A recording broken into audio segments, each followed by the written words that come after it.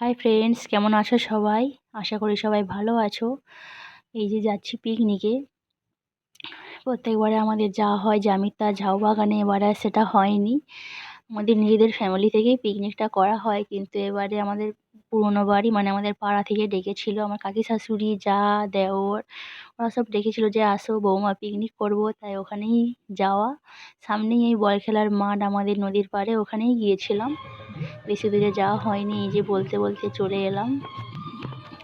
সবাই মিলে বেশ ভালোও লেগেছিল, কারণ ওদের সাথে কখনো পিকনিক করা হয়নি। আজকে আবার রাতেও পিকনিক আছে ওদের সাথেই, আমাদের পুরনো বাড়িতে। তারপরে এই যে ডিম কলাকে খেয়ে নিলাম গিয়ে।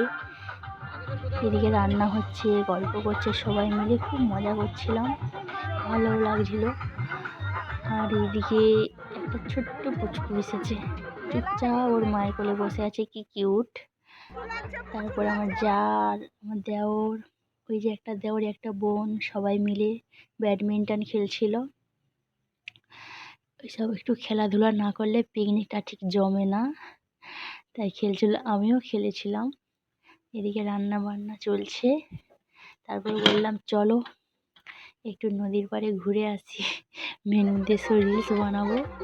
তারপর নদীর পাড়ে গিয়ে একটা দারুণ পোজ দিয়ে দিলাম।